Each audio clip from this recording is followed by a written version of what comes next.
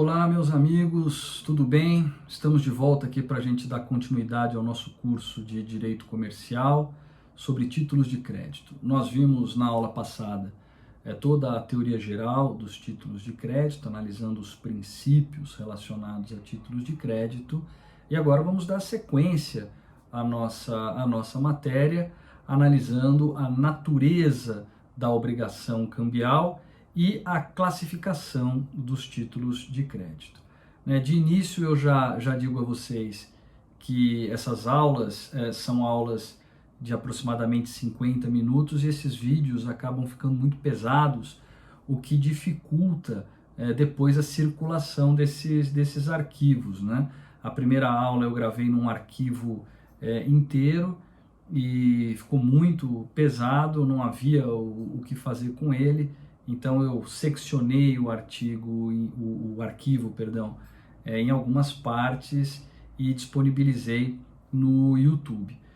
Dessa vez eu já vou fazer esses intervalos no próprio vídeo. Então a gente vai fazer quatro aulas, vamos dizer assim, 4 partes dessa aula, cada uma delas com aproximadamente 10 a 12 minutos, assim os arquivos ficam mais leves e a gente consegue trabalhar melhor com essa movimentação, tá bom?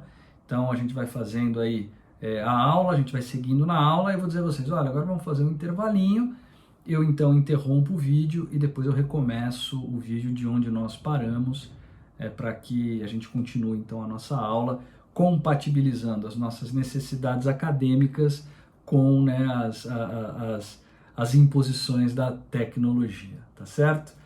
Então vamos lá, estão preparados? Vamos ver então a natureza da obrigação cambial. Também um tema extremamente importante quando se trata de títulos de crédito. A gente já viu o regime jurídico dos títulos de crédito, Por que os títulos de crédito são importantes no desenvolvimento dos negócios, no desenvolvimento da economia, Eles são submetidos a um regime próprio, Nós vimos a abstração, autonomia, inoponibilidade de exceções pessoais a terceiros de boa-fé, vimos a cartularidade, literalidade, tudo isso muito importante. Agora nós vamos entender como é que funciona ou qual é a natureza dessa obrigação representada pelo título de crédito, dessa obrigação cambial. Ela tem diferenças em relação às obrigações civis. Então, a primeira observação que é importante a gente saber, todos os coobrigados cambiais, eles são considerados devedores solidários. Então, existe aqui, em relação ao direito cambial, uma solidariedade passiva. Mas nós vamos ver que esta solidariedade passiva não tem as mesmas características da solidariedade passiva prevista no Código Civil. É uma solidariedade passiva com uma série de peculiaridades, com diferenças importantes que fazem com que esse regime seja considerado um regime próprio da obrigação cambial, ok? Então, bom, já vimos isso, todos os coobrigados cambiais são considerados devedores solidários. Onde é que está isso? Ora, a Lei Uniforme de Genebra, no artigo 47, diz isso. Sacador, aceitante, endossantes ou avalistas são solidariamente responsáveis pelo pagamento da letra de câmbio. Então nós temos aí uma solidariedade passiva entre todos os coobrigados desta obrigação cambial. Mas espera lá, que não é igual àquela solidariedade passiva que vocês estão acostumados lá do Código Civil, tá? Vamos com calma, vamos entender o que é aquela solidariedade e quais são as diferenças para a solidariedade passiva no direito cambial, na obrigação cambial. Bom, o Código Civil, ele trata de solidariedade passiva. As obrigações solidárias ativas e passivas estão reguladas lá no Código Civil brasileiro desde o artigo 264 até o artigo 285. E o artigo 275 diz o seguinte: o credor tem direito a exigir e receber de um ou de alguns dos devedores, parcial ou totalmente, a dívida comum, Se o pagamento tiver sido parcial, todos os demais devedores continuam obrigados solidariamente pelo resto. Então vejam, nós temos uma solidariedade passiva quando nós temos vários devedores e o credor pode cobrar de qualquer desses devedores o total ou parte da dívida. Então, nesse sentido, a obrigação cambial impõe uma solidariedade passiva.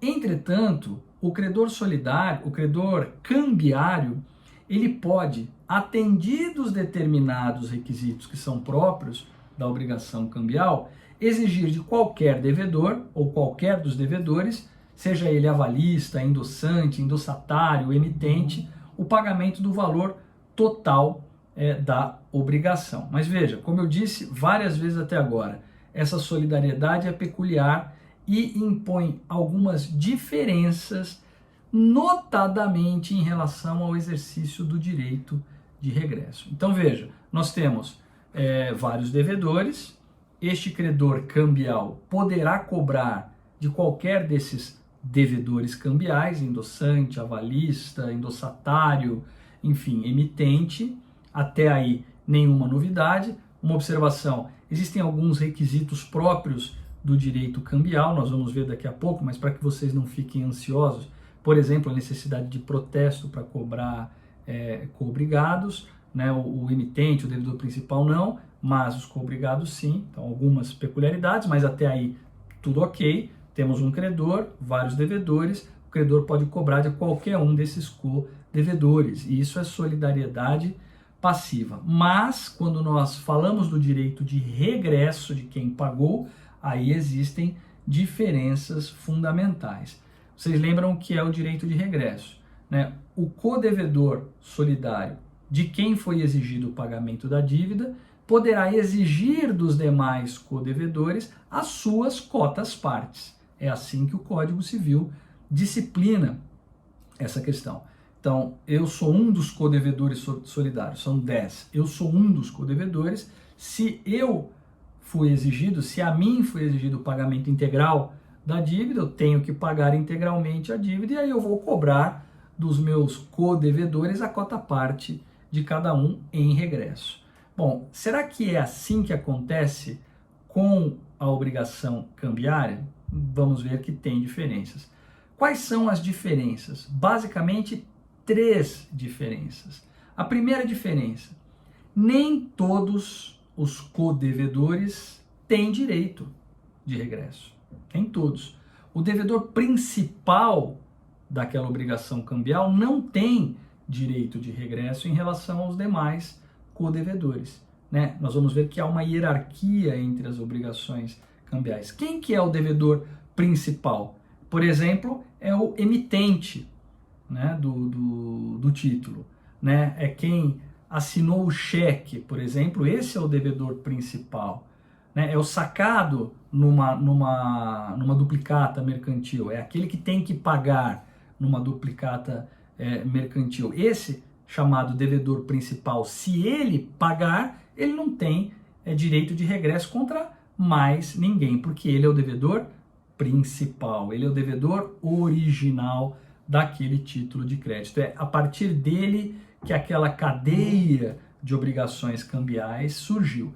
Então, se ele, que é o original, pagou, ele não tem direito de regresso contra ninguém, né? O direito de regresso em relação aos coobrigados sempre se faz entre outros coobrigados. Se é o devedor principal que foi chamado a pagar, não haverá direito de regresso.